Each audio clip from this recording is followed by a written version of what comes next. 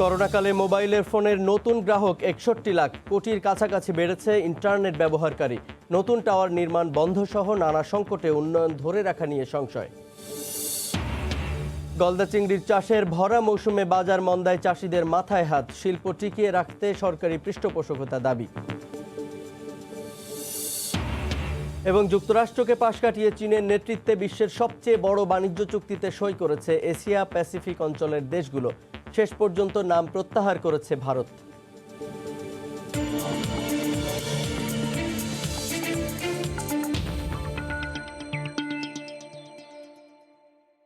আমন্ত্রণ জানাচ্ছি দেশ ও দেশের বাইরের অর্থ বাণিজ্যের নানা খবর নিয়ে আমাদের নিয়মিত আয়োজন এ সময়ের বাণিজ্যে।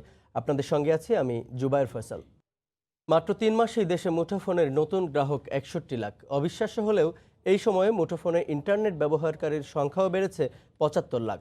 করোনা সংকটের মধ্যেই টেলিকম খাতের এমন প্রবৃদ্ধিতে নতুন বাতাস দেশের অর্থনীতিতে। তবে নতুন টাওয়ার নির্মাণ বন্ধ আর প্রয়োজনীয় তরঙ্গের অভাবে এমন ইতিবাচক অবস্থান ধরে রাখা নিয়ে সংশয়ে অপারেটররা।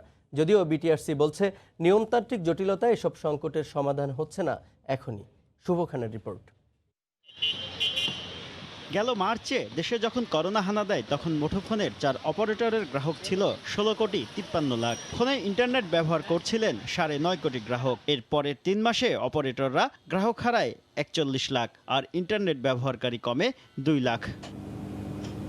এরপর দীর্ঘ লকডাউনে সামাজিক যোগাযোগ, শিক্ষা আর দাপ্তরিক কার্যক্রম প্রায় পুরোটাই নির্ভরশীল হয়ে পড়ে ইন্টারনেটের ওপর। পরিস্থিতি বিবেচনায় গ্রাহক ফেরাতে সর্বনিম্ন রেটে কথা বলা, ফ্রি টক টাইম, কম দামে ইন্টারনেট সহ নানা অফার দেওয়া শুরু করে অপারেটররাও। ফলে জুনের পর থেকে পাল্টে যাচ্ছে পরিস্থিতি।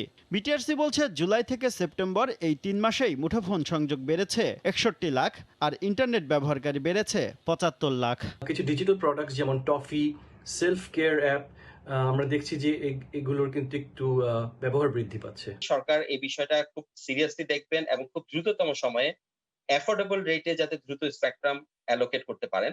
না হলে কিন্তু যত কনজাম্পশন বাড়ছে আমাদের ক্যাপাসিটি ততটা চোখ হয়ে যাচ্ছে এবং সেক্ষেত্রে গ্রাহক লেভেলেও কিন্তু কোয়ালিটিটা ডেটোরিয়েট করছে। তবে বিটিআরসি বলছে কম মূল্যে তরঙ্গ বরাদ্দের কোনো সুযোগ নেই তাদের হাতে। ২৮ সনের প্রথম দিকে একটা অকশন হয়েছিল, সেই অকশনে যে প্রাইস হয়েছে এখন যে যা কিনবে ওই প্রাইসে কিনতে হবে। প্রাইস কমার কোনো সুযোগ নেই। এখন মাপ করতে পারে কে? সরকার। যদি তারা সরকারের কাছে বলতে পারে। গ্রাহক অনুপাতে প্রত্যাশিত সেবা প্রদানে ৭৫ মেগাহার্টজ তরঙ্গ দরকার প্রত্যেকটি অপারেটরের, যদিও তাদের হাতে আছে মাত্র অর্ধেক। শুভ খান, সময় সংবাদ, ঢাকা। সুইডেনে বড়দিন উপলক্ষে প্রতি বছর নভেম্বর থেকেই সাজ রব আর উপহার সামগ্রী বিক্রির দোকানগুলোতে ভিড় লেগে থাকে। তবে হঠাৎ করেই করোনার সংক্রমণ বেড়ে যাওয়ায় দোকানগুলোতে নেই আগের মতো ভিড়। বেচাকেনাও মন্দাভাব। এতে কর্মী ছাঁটাই শুরু করেছে বহু প্রতিষ্ঠান। সুইডেন থেকে আরও জানাচ্ছেন শফিউল আলম। সুইডেনের মোট জনসংখ্যা ৭০% খ্রিস্টান ধর্মাবলম্বী, আর তাই এখানে বড়দিন উপলক্ষে থাকে নানা আয়োজন, উৎসব, উদ্দীপনা। সাধারণত প্রতি বছরের নভেম্বর থেকেই এই উৎসবের আমেজ শুরু হলেও এবার করোনা মহামারীর কারণে নেই চিরচেনা সেই আমেজ। ব্যবসায়ীরা বড়দিন উপলক্ষে নানা পণ্যের পসরা সাজিয়ে রাখলেও নেই আশানুরূপ ক্রেতা। অনেক প্রতিষ্ঠানই বাধ্য হচ্ছেন কর্মী ছাঁটাই করতে। গত বছর এই সময় প্রতিদিন আমাদের সেল ছিল ৪০ থেকে ৫০ হাজার। এখন সেল আছে ২ থেকে ৩০০ গ্রাম। এখন একা কাজ করি, আগে করতাম ৩ জন, এখন একা। উপহার সামগ্রী দোকানগুলোর মতোই রেস্টুরেন্টগুলোতেও বড়দিন উপলক্ষে থাকে নানা আয়োজন। তবে এবার করোনা সংক্রমণ রোধে রাত ১০টার পর অ্যালকোহল বিক্রি নিষিদ্ধ এবং সরকারের নানা বিধিনিষেধের কারণে নেই আগের মতো ভিড়। অনেক রেস্টুরেন্ট তাই বন্ধ হওয়ার পথে। সাধারণত বড়দিন উপলক্ষে সুইডেনে কেনাকাটা কয়েক গুণ বেড়ে যায়, যা সুইডেনের অর্থনীতির জন্য খুবই গুরুত্বপূর্ণ হিসাবে বিবেচনা করা হয়। শফিউল আলম, সময় সংবাদ, সুইডেন। নানা সংকট কাটিয়ে ঘুরে দাঁড়াবার চেষ্টার মধ্যে মাছের দাম কমে যাওয়ায় মরার উপর খাড়ার ঘা হয়েছে চিংড়ি চাষিদের। গলদা চিংড়ি উৎপাদনের ভরা মৌসুমে বাজার মন্দা থাকায় লোকসানের মুখে পড়ছেন তারা। চিংড়ি শিল্পকে বাঁচিয়ে রাখতে সরকারের পৃষ্ঠপোষকতার দাবি জানিয়েছেন চাষি ও জনপ্রতিনিধিরা। তবে আতঙ্কিত না হয়ে কিছুদিন ধৈর্য ধরার আহ্বান জানিয়েছেন জেলা মৎস্য কর্মকর্তা। বাগেরহাট প্রতিনিধি আলী আকবর টুটুলের পাঠানো ছবি ও তথ্য নিয়ে রিপোর্ট। দেশের সবচেয়ে বেশি চিংড়ি মাছ উৎপাদিত হয় বাগেরহাটে। জেলায় উৎপাদিত চিংড়ির ৯০%ই রপ্তানি হয় বিদেশে। সম্ভাবনাময় এই শিল্পে একের পর এক প্রাকৃতিক দুর্যোগ ও বৈশ্বিক মহামারী করোনায় রপ্তানি কমে যাওয়ায় চিংড়ি চাষিরা চরম বিপাকে পড়েছেন। ভরা মৌসুমে ঘের থেকে গলদা চিংড়ি ধরে বাজারে বিক্রি করতে গিয়ে দাম কম পাওয়ায় চাষিরা উদ্বিগ্ন। এক সপ্তাহে আকার ভেদে প্রতি কেজি গলদা চিংড়ির দাম 200 থেকে 300 টাকা কমেছে। চিংড়ি চাষিদের অভিযোগ, মাছের খাবার ও আনুষঙ্গিক সবকিছুর দাম বাড়লেও গলদার দাম কমায় লোকসানের মুখে পড়েছেন। চিংড়ি মাছের দাম কমে গেছে দেখে আমাদের ভীষণ অসুবিধা হচ্ছে, আমাদের বাসা এই দুর্গতি। এক কান খাবারের দাম আছে 1200-1300 টাকা, আর আমাদের মাছ ধরে নিয়ে আসলি ঘেরেতে 400-500 টাকা কেজি বেচলি আমাদের চিংড়ি চাষি মারা যাবে। জনপ্রতিনিধির দাবি, মধ্যস্বত্বভোগীদের কারণে লাভের মুখ দেখতে পায় না চাষিরা। যখন চিংড়ি মাছের উৎপাদন বেশি হয়, যখন চাহিদা বাজারে অনেক মাছ আসে, তখন তারা এই চিংড়ি মাছের দামটা কমায় দেয়। আবার যখন চিংড়ি মাছ কমে যায় তখন দামটা বাড়িয়ে দেয়। মধ্যস্বত্বভোগী অর্থাৎ এই যে মানে কোম্পানির মালিক যারা, তারাই এই কাজটি করে। রপ্তানি প্রক্রিয়া স্বাভাবিক হলে দাম বৃদ্ধি পাবে বলে জানান মৎস্য কর্মকর্তা। উৎপাদন এই ধারা অব্যাহত রাখতে হবে এবং রপ্তানি প্রক্রিয়া পুরো দমে শুরু হলেই আশা করছি খুব শীঘ্রই এই অবস্থা কাটিয়ে ওঠা সম্ভব। জেলায় 66,713 হেক্টর জমিতে 78,685টি বাগদা ও গলদা চিংড়ির ঘের রয়েছে। গত অর্থ বছরে 33,500 মেট্রিক টন চিংড়ি উৎপাদন হয়েছে। সময় সংবাদ, বাগেরহাট। কক্সবাজার উপকূল জুড়ে চলছে শুটকি উৎপাদন। দেশের চাহিদা মিটিয়ে রপ্তানি হচ্ছে বিদেশেও। শুটকি উৎপাদনের খবর জানাতে নাজিরের টেক শুটকি পল্লী থেকে আমাদের সঙ্গে সরাসরি যুক্ত হচ্ছেন রিপোর্টার সুজাউদ্দিন রুবেল। যাচ্ছি তার কাছে। রুবেল, দেশের সর্ববৃহৎ শুটকি মহাল নাজিরার টেক শুটকি মহালে চলছে শুটকি উৎপাদনের মহাধুম। এখন আমরা দেখতে পাচ্ছি সকাল থেকেই কিন্তু এই শুটকি মহালে যারা 20,000 শ্রমিক রয়েছে তারা সকাল থেকে শুটকি উৎপাদনের কাজ শুরু করে দিয়েছেন। এখানে প্রায় 600টি শুটকি মহাল রয়েছে। এই শুটকি মহালে 600 জন ব্যবসায়ী রয়েছে। তারা প্রতি বছর 300 মেট্রিক টন শুটকি চট্টগ্রাম, ঢাকা এবং দেশের বাইরে রপ্তানি করে থাকেন। আমরা এখন দেখতে পাচ্ছি যে শুটকি মহালে যারা শ্রমিক রয়েছেন তারা কিন্তু ইতিমধ্যে শুটকি যে শুকানোর কাজ সেটি শুরু করে দিয়েছেন। আমরা সকাল থেকে এখানে যে বাঁকখালী নদী এবং বঙ্গোপসাগরের মোহনা রয়েছে, সেই মোহনা থেকে যে কাঁচা মাছ সংগ্রহিত হয়, এই কাঁচা মাছগুলো পানিতে ধুয়ে এগুলো যে এখানে বাঁশের খুঁটি দেখতে পাচ্ছেন, এই বাঁশের খুঁটিতে কিন্তু শুকানোর কাজ শুরু করে দিয়েছেন যারা শ্রমিকরা রয়েছেন। শুধু এখানে যে আমরা এখন যে ছুরি শুটকি দেখছি, এই ছুরি শুটকি ছাড়াও এখানে লইট্টা, রূপচাঁদা, ফুপা, চিংড়ি সহ প্রায় 11 প্রজাতির মাছকে, কাঁচা মাছকে এখানে শুকিয়ে শুটকি তৈরি করা হয়। এখানে যে শুটকিগুলো রয়েছে এখানে কোনো ধরনের কেমিক্যাল কিংবা নানা ধরনের কোনো ধরনের রং এখানে মিশ্রিত হয় না। এখানে সরাসরি সমুদ্রের পানি কিংবা বাঁকখালী নদীর যে পানি রয়েছে সেই পানিতে ধুয়ে সরাসরি এখানে বাঁশের খুঁটি কিংবা মাচাতে শুকানো হয় এবং শুকানোর পর 5 থেকে 10 দিনের মধ্যে এই শুটকি পরিণত হয় এবং শুটকিগুলো পরবর্তীতে কক্সবাজার সহ চট্টগ্রাম, ঢাকা বিভিন্ন জায়গায় পাঠানো হয় যেখানে এই শুটকিগুলো বিক্রি করা হয়। এই বছর নভেম্বর থেকে মৌসুম শুরু হয়েছে, যেটি চলবে আগামী এপ্রিল মাস পর্যন্ত। আমরা যারা এখানে শুটকি শুকানোর কাজে নিয়োজিত রয়েছেন কয়েকজন শ্রমিকের সাথে আলাপ করেছিলাম। তারা যে বিষয়টি বলছে, এই বছর মৌসুমটা অনেক ভালো থাকবে তারা আশা করছেন, কারণ ইতিমধ্যে কোনো ধরনের বৃষ্টি এখনো পর্যন্ত হয়নি, যার কারণে কিন্তু তারা ভালোভাবে এই শুটকি তৈরি করছেন বলে আমাদেরকে জানিয়েছেন। আর ব্যবসায়ীরা যেটি বলছেন, এবারে প্রতি বছর তারা প্রায় 300 মেট্রিক টন শুটকি বাইরে বিক্রি করেন। এই বছর সেটি আরও লক্ষ্যমাত্রা ছাড়িয়ে যেতে পারে বলে জানিয়েছেন। আর এখানকার শুটকি মধ্যপ্রাচ্য সহ বিভিন্ন জায়গায় রপ্তানিও হচ্ছে বলে আমাদেরকে ব্যবসায়ীরা জানিয়েছেন। তো জুবাইর, এ ছিল আমার কাছে কক্সবাজার থেকে সবশেষ। কক্সবাজারের নাজিরার টেক শুটকি পল্লী থেকে সবশেষ খবর জানাচ্ছিলেন সহকর্মী সুজাউদ্দিন রুবেল। হবিগঞ্জের সবজির সবচেয়ে বড় বাজার বসে কোর্ট স্টেশন এলাকায়। ক্ষেত থেকে সবজি সংগ্রহ করে ভোরের আলো ফোটার সাথে সাথে এ বাজারে নিয়ে আসেন কৃষকরা। তবে করোনার কারণে উৎপাদন কম হওয়ায় দাম অনেকটা বেশি বলে জানান ক্রেতা বিক্রেতারা। রাশেদ আহমদ খানের তথ্য ও ছবি নিয়ে রিপোর্ট। বিষমুক্ত স্থানীয় সবজির সবচেয়ে বেশি বেচাকেনা হয় কোর্ট স্টেশন এলাকায় চাষি বাজারে। জেলার বিভিন্ন এলাকা থেকে কৃষকরা উৎপাদিত তাজা সবজি নিয়ে আসেন এখানে। নিরাপদ সবজি কিনতে সকাল থেকে খুচরা ক্রেতারাও আসেন এখানে। লেখাপড়ার পাশাপাশি আমার জমির মধ্যে এই আমি সবজি চাষ করি। চাষিরা বিষমুক্ত শাকসবজি নিয়ে আসেন, যে কারণে মানুষের সমাগম বেশি হয়। টাটকা শাকসবজি পাই, বিভিন্ন এলাকা থেকে মানুষ আইয়া কিনে। আনাজ তরকারির দাম কমবে, এই আমাদের দাবি। অন্যান্য বাজারের তুলনায় এ বাজারে সরবরাহ বেশি ও দাম কম, আর এখান থেকে সবজি কিনে বিভিন্ন বাজারে বিক্রি করেন পাইকাররা। সব ধরনের মাল পাওয়া যায় এবং সস্তা পাওয়া যায়। ভোর 5টা থেকে 9টা পর্যন্ত চলে বেচা কেনা। বাজারে স্থান সংকুলনের অভাবে কেনা বেচায় সমস্যা হয় বলে জানান আড়তদাররা। এই বাজারটা যাতে চিরস্থায়ী থাকে এবং এই বাজারটা যাতে আরো বড় করে দেওয়া হয়। আর বাজারের উন্নয়ন করা হলে আরো বেশি পাইকার ও ক্রেতা আসবেন বলে মনে করেন পরিচালনা কমিটির কর্মকর্তা। এই বাজার যদি আরো উন্নয়ন হয় তাহলে হবিগঞ্জের প্রান্তিক চাষিরা সহ এখানে শ্রমজীবী মানুষ এবং হবিগঞ্জ জেলাবাসীর সাধারণ মানুষ উপকৃত হবে। জেলায় এবছর 16,000 হেক্টর জমিতে সবজি চাষাবাদ হয়েছে। উৎপাদন লক্ষ্যমাত্রা ধরা হয়েছে 3,68,000 মেট্রিক টন। সময় সংবাদ, হবিগঞ্জ। কর জমা দেওয়ার প্রক্রিয়াকে ঝামেলার বিষয় মনে করেন বেশিরভাগ মানুষ। এমন মন্তব্য করে এনবিআর চেয়ারম্যান বলেছেন, এটাকে সহজ করবে অটোমেশন পদ্ধতি। রোববার কর অঞ্চল 6-এর কার্যালয়ে ই রিটার্ন দাখিল সফটওয়্যারের উদ্বোধনী অনুষ্ঠানে তিনি বলেন, রাজস্ব আয় বাড়াতে জনগণের প্রত্যাশিত কর বিভাগ গড়ে তোলায় জোর দেওয়া হচ্ছে। অর্থবছরের আয় ব্যয় হিসাব করে করযোগ্য আয়ের উপর রিটার্ন দাখিল করতে হয় করদাতা ও টিআইএনধারীদের। পুরো প্রক্রিয়ায় জটিলতা এড়াতে অনেককেই দ্বারস্থ হতে হয় কর আইনজীবী সহ সংশ্লিষ্ট বিষয়ে অভিজ্ঞদের কাছে। এ কারণে সারা দেশে নিবন্ধিত টিআইএনধারীর সংখ্যা প্রায় 50 লাখ হলেও আয়কর রিটার্ন দাখিলকারী অর্ধেকেরও কম। কর দেওয়ার পদ্ধতিকে সহজ করতে কেন্দ্রীয়ভাবে অটোমেশনের কাজ শেষ না হলেও রাজধানীতে কর অঞ্চল 6 ই রিটার্ন দাখিলে সফটওয়্যার চালু করলো, যার সুবিধা পাবেন 1,35,000 করদাতা।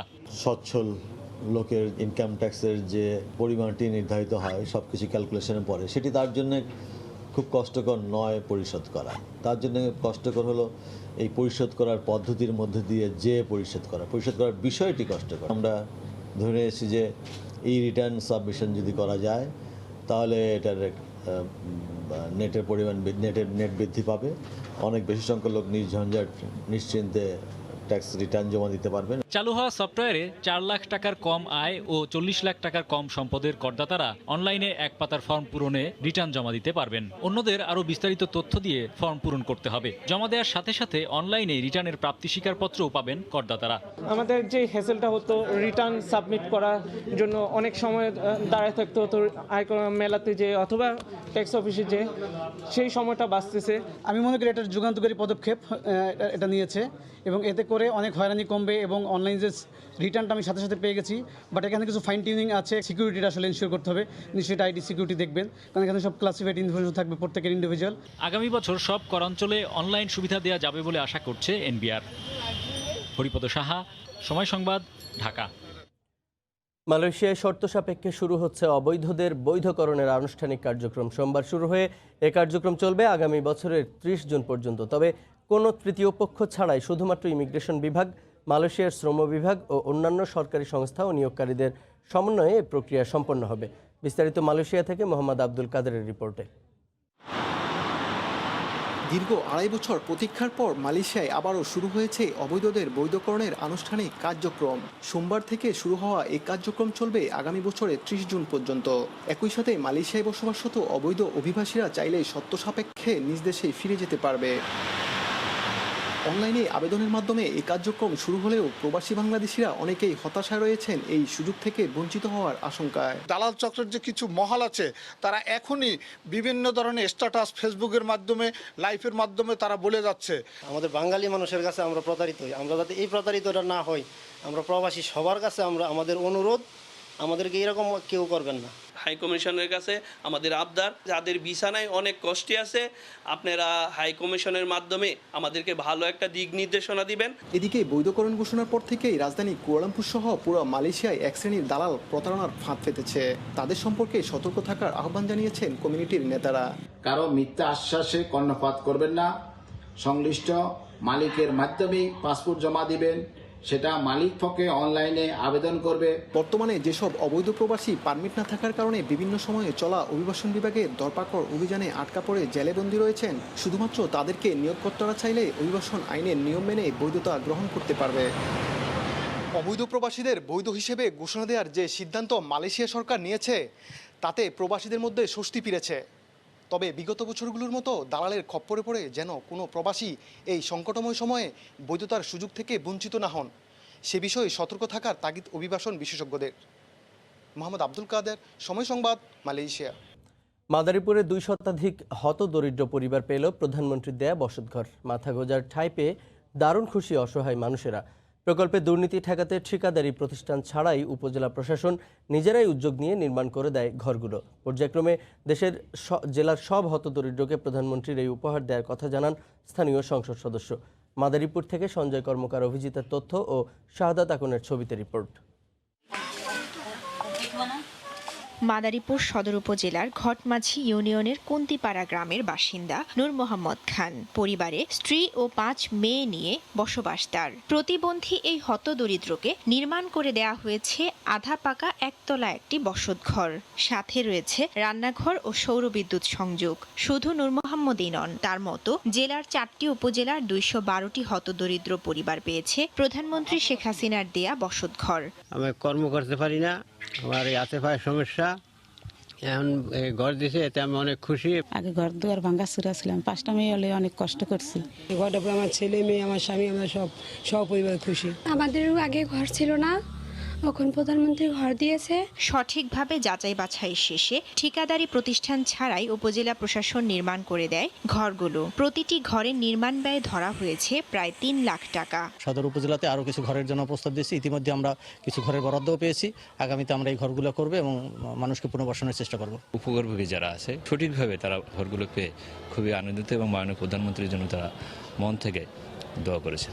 স্থানীয় সংসদ সদস্য জানান, কেউ গৃহহীন থাকবে না এমন উদ্দেশ্য নিয়েই কাজ করছে সরকার। জেলা প্রশাসকের মাধ্যমে একটা কমিটি করা আছে, সেই কমিটির মাধ্যমে তালিকাটা দেওয়া হয় এবং ইউনিয়ন পর্যায় থেকে এটা আসে, তাই সেই কমিটি এটা নির্ধারণ করে কাদেরকে দেওয়া হবে। মুজিব বর্ষ উপলক্ষে জেলার সব হতদরিদ্রদের একসাথে রাখার জন্য বঙ্গবন্ধু পল্লী নামে একটি প্রকল্প হাতে নিয়েছে প্রশাসন। সময় সংবাদ, মাদারীপুর। দেশের ডায়াবেটিসে আক্রান্ত রোগীদের মধ্যে অর্ধেকের বেশি জানেন না তারা রোগটিতে আক্রান্ত, এমন মত ঔষধ প্রশাসনের মহাপরিচালক অবসরপ্রাপ্ত মেজর জেনারেল মাহবুবুর রহমানের। বিশ্ব ডায়াবেটিস দিবস উপলক্ষে নভো নর্ডিক্স আয়োজিত সচেতনতামূলক অনুষ্ঠানে অংশ নিয়ে এসব কথা বলেন তিনি। দিবসটি উপলক্ষে এবছর দেশব্যাপী 200টিরও বেশি সচেতনতামূলক অনুষ্ঠানের আয়োজন করেছে নভো নর্ডিক্স। এরই অংশ হিসেবে ঔষধ প্রশাসন অধিদপ্তরেও রোববার বিনামূল্যে ডায়াবেটিস পরীক্ষার আয়োজন করে প্রতিষ্ঠানটি। অনুষ্ঠানে নভো নর্ডিক্সের মেডিকেল অ্যান্ড কোয়ালিটি ডিরেক্টর ডাক্তার মাহবুবুর রহমান ছাড়াও উপস্থিত ছিলেন ঔষধ প্রশাসন অধিদপ্তরের ঊর্ধ্বতন কর্মকর্তারা।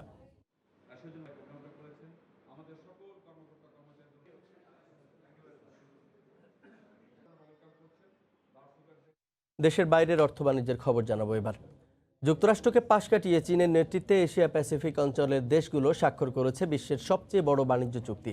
আসিয়ানের সদস্য 10 দেশের পাশাপাশি এই চুক্তিতে অন্তর্ভুক্ত হয়েছে জাপান, দক্ষিণ কোরিয়া, অস্ট্রেলিয়া ও নিউজিল্যান্ড। তবে শুরুতে আসার কথা থাকলেও পরে চুক্তি থেকে নিজেকে প্রত্যাহার করেছে ভারত। রোববার আসিয়ান সম্মেলনের সাইডলাইন ভার্চুয়াল বৈঠকে এ চুক্তি সই হয়। কেবল বাণিজ্য নীতি নয়, সেবা ও বিনিয়োগ, ই কমার্স এমনকি কপিরাইট সংক্রান্ত বিষয়গুলো এ চুক্তির আওতায় আসবে। করোনায় শারীরিক উপস্থিতি না থাকলেও ভার্চুয়াল মাধ্যমেই যাত্রা শুরু করল বিশ্বের সবচেয়ে বড় বাণিজ্য জোট। দক্ষিণ পূর্ব এশিয়ার দেশগুলোর সংগঠন আসিয়ান সম্মেলনের সাইডলাইন বৈঠকে এর 10 সদস্যের সঙ্গে যুক্ত হয় চীন সহ আরও 5 দেশ।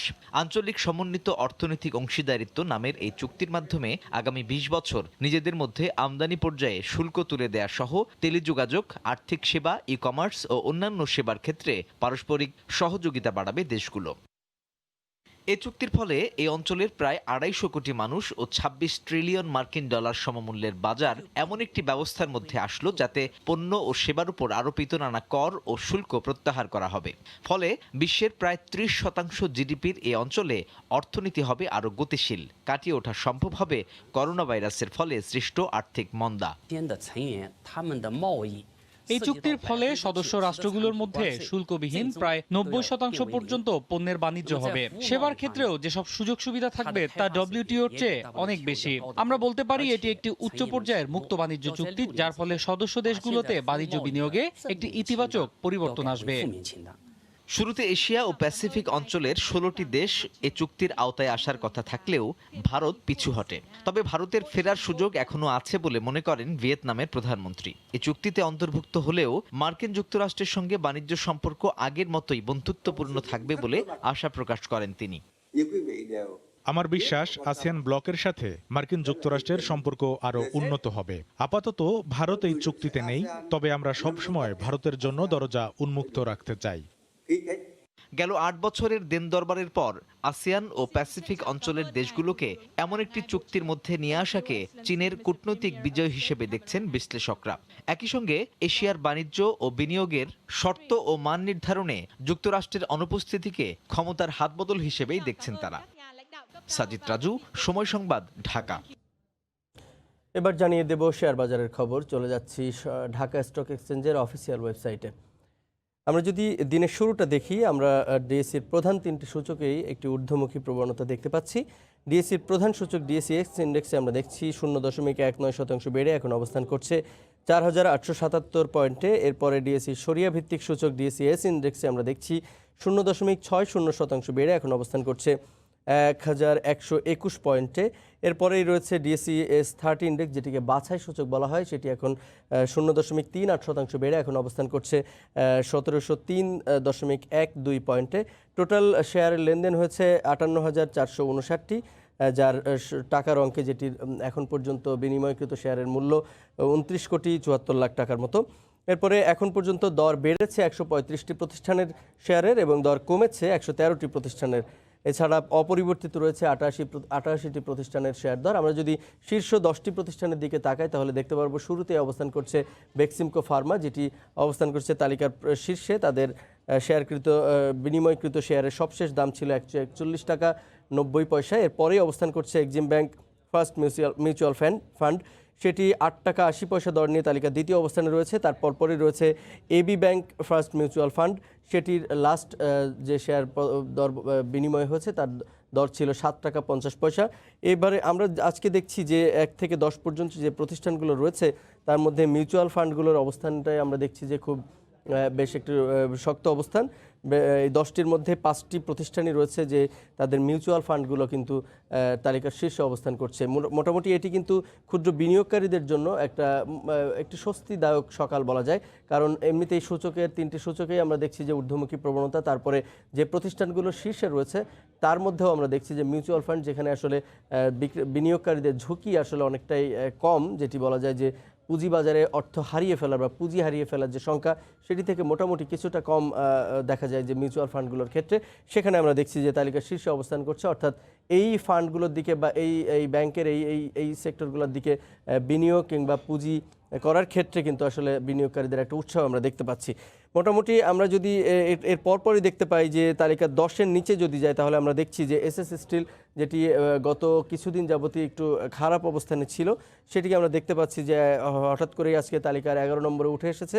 এই প্রতিষ্ঠানটির সবশেষ বিনিময়কৃত শেয়ারের দাম 206 টাকা 10 পয়সা, 14 টাকা 90 পয়সা। রিলায়েন্স ইন্স্যুরেন্সের আমরা দেখতে পাচ্ছি 14 টাকা 9 পয়সা, একই দর নিয়ে এটি অবস্থান করছে তালিকার 12 নম্বর স্থানে। এর পরপরই আমরা দেখছি যে আমেরিকান অয়েল কোম্পানি, তারপরে আইসিবি রয়েছে তালিকা 14 নম্বরে। প্রভিটা ইন্স্যুরেন্স আমরা দেখতে পাচ্ছি। বিমা কোম্পানিগুলোর ক্ষেত্রে কিন্তু গত কিছুদিন যাবতীয় আমরা দেখছি যে শেয়ার বাজারের যদি বাজার বিশ্লেষণের দিকে দেখি, বাজার মূলধন যেমনি বাড়ছে কিন্তু সেই অনুসারে বিমা এবং আর্থিক খাতের অন্যান্য প্রতিষ্ঠানগুলো কিন্তু সেই অর্থে তালিকার শীর্ষে আসছে না। আবার করোনা মহামারীর কারণে যে অবস্থা চলছে, শিল্প খাতে একটা স্থবিরতার কারণে সেখানে আসলে শিল্প খাতের বড় বড় টেক্সটাইল কিংবা গার্মেন্টস শিল্পকে আমরা তালিকার শীর্ষের দিকে এই মুহূর্তে দেখতে পাচ্ছি না। তাদের শেয়ারের দরপতন কিংবা বিনিময়ও কিন্তু কিছুটা কমছে বলে আমরা দেখতে পাচ্ছি। মোটামুটি অর্থে বলা যায় যে শেয়ার বাজারের যে অবস্থা আমরা দেখছি যে দেশীয় প্রতিষ্ঠানগুলোর ক্ষেত্রেও আমরা দেখছি যে কিছুটা তারা বেশ ভালো অবস্থানে রয়েছে। মোটামুটি একটি শক্ত অবস্থান তারা ধরে রেখেছে ঢাকা স্টক এক্সচেঞ্জের ওয়েবসাইট থেকে আমরা যে ধারণাটি পাচ্ছি। তো এখন পর্যন্ত দেশের প্রধান পুঁজিবাজারের ওয়েবসাইট থেকেই ছিল আমার কাছে সবশেষ। এ পর্যায়ে শীর্ষ সংবাদগুলো জানিয়ে দিচ্ছি আরেকবার। করোনাকালে মোবাইল ফোনের নতুন গ্রাহক 61 লাখ, কোটির কাছাকাছি বেড়েছে ইন্টারনেট ব্যবহারকারী। নতুন টাওয়ার নির্মাণ বন্ধ সহ নানা সংকটে উন্নয়ন ধরে রাখা নিয়ে সংশয়। এবং যুক্তরাষ্ট্রকে পাশ কাটিয়ে চীনের নেতৃত্বে বিশ্বের সবচেয়ে বড় বাণিজ্য চুক্তিতে সই করেছে এশিয়া প্যাসিফিক অঞ্চলের দেশগুলো। শেষ পর্যন্ত নাম প্রত্যাহার করেছে ভারত। এই ছিল এ সময়ের বাণিজ্যের সঙ্গে থাকুন সময়।